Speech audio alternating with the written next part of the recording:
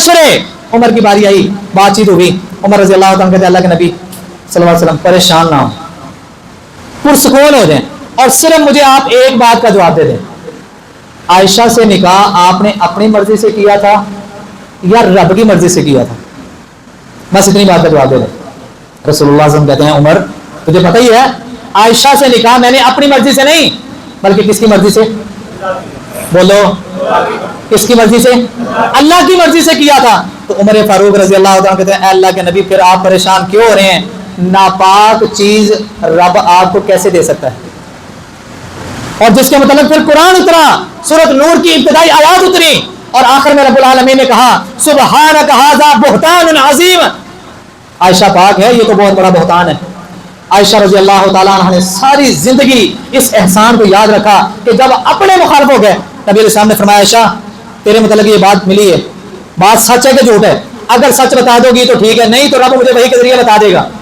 आयशा रजी अल्लाह तआला अन्हा कहती हैं कि उस वक्त मेरे ऊपर समझ लो कि गमों का इतना बड़ा पहाड़ गिरा, लोग जो कहते रहे मुझे उनकी कोई परवाह नहीं थी। जब मेरे अपने ही खामद ने मुझे ये अल्फाज कहे ना तो मेरे लिए जमीन तंग हो गई, मरने के लिए जगह नजर नहीं आ रही। रसूलुल्लाह सल्लल्लाहु अलैहि वसल्लम ने इनको अपने घर भेज दिया। अबू बकर सिद्दीक रज़ी अल्लाह तआला ने डांटा, उनकी मां ने डांटा, और कहते हैं कि अगर कोई इस तरह का मामला है तो बता दो। बहरहाल वो सारी तफसील आपके इल्म में। उमर फारूक रज़ी अल्लाह तआला कहते हैं अल्लाह के नबी नापाक चीज रब आपको कैसे दे सकता है? अगर रब ने आपका निकाह उनके साथ करने का हुक्म दिया है तो फिर रब के उस फैसले पर राजी रहें। ऐसा कोई मामला नहीं होगा। रब ने कुरान उतार के तसल्ली करवा दी।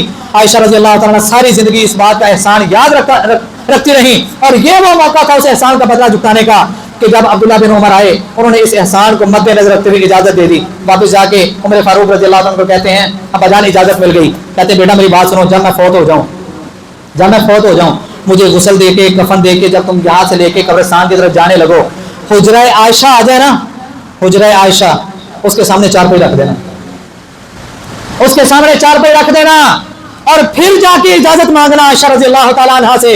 अगर इजाजत खुशी खुशी दे दे तो ठीक है, वरना मुझे आम लोगों के कब्रिस्तान में दफना देना। बहरहाल ऐसा ही किया गया। रसूलुल्लाह सल्लल्लाहु अलैहि वसल्लम के कदमों में अबू बकर सिद्दीक रज़ी अल्लाह तआला अन्हु और उनके कदमों में उमर फारूक रज़ी अल्लाह तआला अन्हु। हज़रत 28 ज़िलहज से जब इन पर हमला किया गया, यकम मुहर्रम को ये अपने खालिक हकीकी से जा मिले। अल्लाह का मुराकिमीन से दुआ है कि अल्लाह हमारे सीनों को सहाबा इकराम की मोहब्बत से भर दे। जिनके सीनों में सहाबा इकराम के बारे में बुग़्ज़ है, अल्लाह उनके सीनों को फिर तबाह बर्बाद कर दे। अल्लाह उनको दुनिया के लिए निशान इबरत बना दे। अल्लाह हमें रसूलुल्लाह सल्लल्लाहु अलैहि वसल्लम के मिशन पर, अकाल इस्लाम के असहाब के मिशन पर चलने की तौफीक अता फरमाए।